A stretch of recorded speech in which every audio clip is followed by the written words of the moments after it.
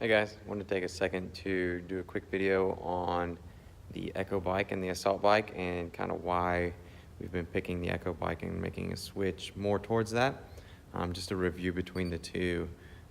It's important to understand that I'm looking at this from an affiliate owner perspective and not necessarily from a home gym or as like an end user perspective. So looking at it from a gym owner and a CrossFit affiliate owner perspective.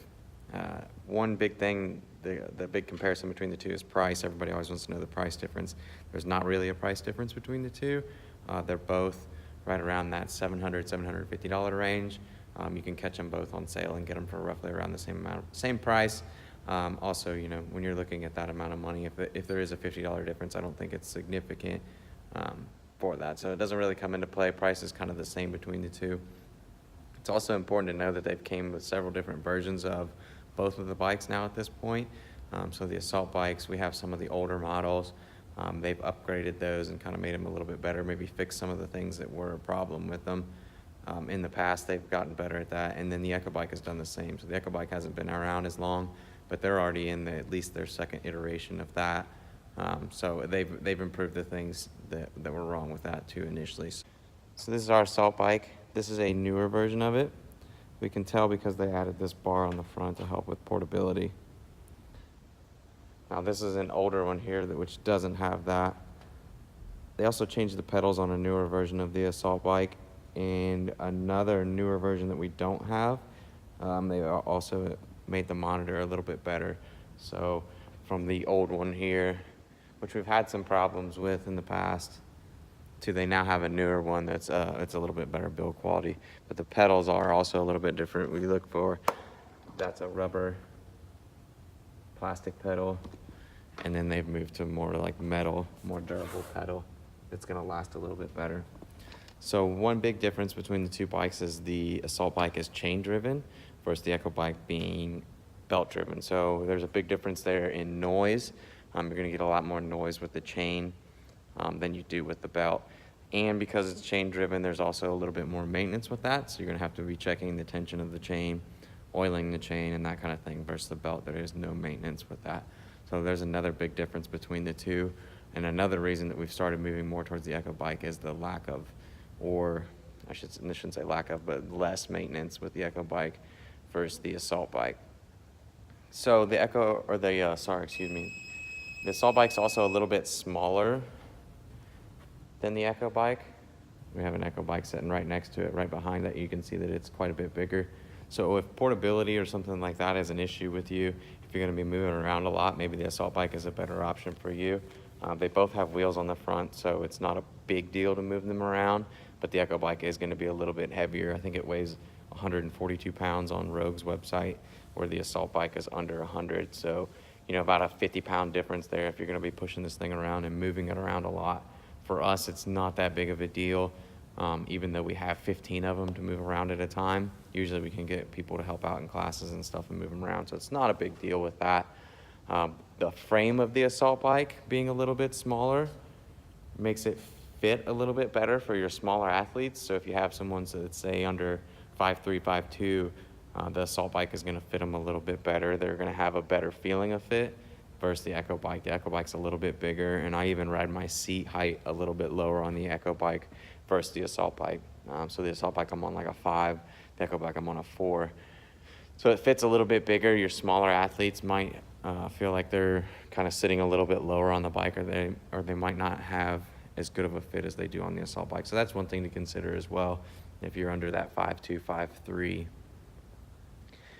Another thing about the Assault bikes, again, going back with the maintenance, is here on where the pedals and attach and the crank and everything, it's all open. So as you can see, it's starting to rust a little bit there. That's from people sweating on it and that type of thing. It's just kind of exposed to the elements there. So you're gonna have some corrosion, and we've had some parts break, not necessarily because of the corrosion, but because of those parts being exposed.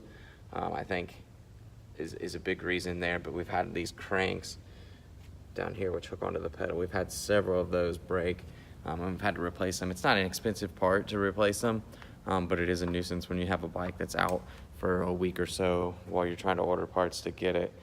We've also had those kind of work loose a little bit, so I'll try to find one here that we've worked on where there started to be a gap. So you can see here, this one worked loose and there started to be a gap, so we added a washer on the inside to keep this arm from working back and forth and basically working that pedal off.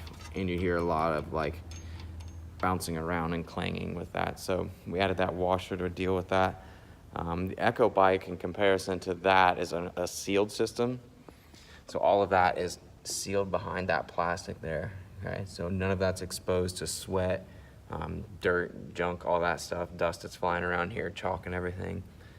So those parts are gonna stay a little bit cleaner. They're not gonna oxidize, they're not gonna rust like they do on the Echo bike, or on the Assault bike, excuse me. The parts in general with the Echo bike are a little bit more sturdy. We've actually had one of these apart. There was something that was loose in there, so we took it apart and tightened that back up. But the internal components, the screws they use, everything is a little bit bigger and a little bit bulkier, which is kind of Rogue's thing. They're known for building or overbuilding something. And when you're looking at it from a gym owner perspective, that's a good thing. It's something that I appreciate, even if it costs a little bit more up front, something that's gonna last, and that it's not gonna be a ton of maintenance. As far as the Echo bike with their pedals, they've done the same thing as the Assault bike did. They switched to this all metal pedal, which is a lot better. Some of our older ones, let me find the older one here, have that original plastic pedal. And you can see some of the rubber that was on there is coming off. So they fixed that already in their second version of the Echo bike. The other thing that we've had a problem with on it is the seat, how the seat attaches. I don't know if you'll be able to see up in there, but how the seat attaches, you can see on this one over here. There's a little gasket on there that holds the seat on there, and that's been working off. So it's something that we've had to go back and mess with. That one's hanging off. On the new version of that, they fixed the attachment to the seat where it's stitched directly into it. So it'll hold up a lot better. So obviously that's kind of goes with Rogue, though. They're really good about, researching potential problems and then fixing those. So already happy with the two improvements from the newer bikes versus the older bikes there. The belt versus the chain, going back to that, the noise and the maintenance, the noise on the Echo bike is a lot less. And those belts and chains are what are driving the fans. The fan is ultimately what's providing you resistance. With the Echo bike, the fan blades are welded directly onto the wheel there.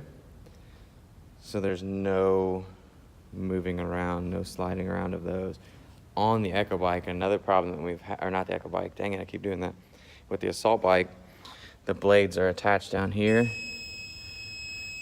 And I don't know if you can see that, but the fan blade is essentially attached to the spokes on the wheel. And there's just a little rubber gasket and a clip that holds that on there. And then that's what holds the fan blade to the spoke. So what we've had a problem with in the past is that coming a little bit loose and those fan blades getting turned. So when the fan blades get turned, they don't catch as much air.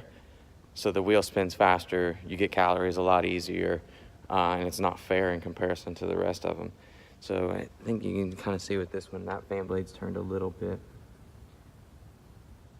So it's something that you need to be aware of with the Assault bike. If you're using those in competition, if you're using them in your classes and stuff, that those blades do get turned. So you have to pay attention and make sure that you're going back and checking them and making sure they're not turned too much, because some of them are going to be easier than others. There's one that's really turned. Hopefully you guys can see that. So the Echo bike's welded directly onto the wheel, so you don't have that. There's never going to be a blade that's turned. It's always going to be consistent across that. And I found this out, this is a funny story, so I'm going to tell it. I found this out because I was coaching a class, and another class had just finished. So the 3:30 class had just finished, and the 4:30 class was getting ready to start. And I heard somebody from the 3:30 class tell their buddy in the 4:30 class to get on bike number blah, blah, blah, 747 or whatever it was. So the serial number ending in 747, because it was easier. I'm like, well, what's going on? What's making that easier? I went over and I looked, and the fan blades were turned. So I pulled that bike out, and then we opened it up and fixed it, got them straightened out again. But then that was how I became aware of the problem. They were trying to help their buddy out, help him get a better score. So never want to make CrossFit easier, right? So for that reason, we've kind of switched, or all those reasons, I should say, we've kind of switched over to the Echo Bike. So there is less maintenance with those. There's less parts breaking. We've had less issue with things breaking on them, and the newer version of them, really, I haven't found a single problem with. Like I said, the older version, we had those problems with the pedals and with the gasket underneath the seat. So I haven't had any problems with the newer ones. I think it's just a bigger, beefier machine. So for our purposes, that's a lot better. Rogue overbuilt it again, which is awesome. The assault bike, while it's a good machine, for the money and the money being like roughly the same, we're going to go with the Echo Bike just because of the build quality being a little bit better, being the components and stuff are sealed up, so they're not going to rust and stuff as well. Plus I also think the Echo Bike has a little bit nicer of a monitor. That reminds me, there's a third thing that I didn't like about the original ones, and that was that they had a 3-second countdown when you turned on the monitor. That's gone away too on the new version, so that's not a big deal. But that's why we like the Echo Bike better. That's why we've went to purchasing those. When we're getting new bikes, we're purchasing the Echo Bikes and not assault bikes. We're still using the assault bikes. They're still a great conditioning tool. Still fixing them when they go wrong. But for our money, when we're investing in new ones, we're going with the Echo Bike, and that's for those reasons. Hope that was helpful. Thanks, guys.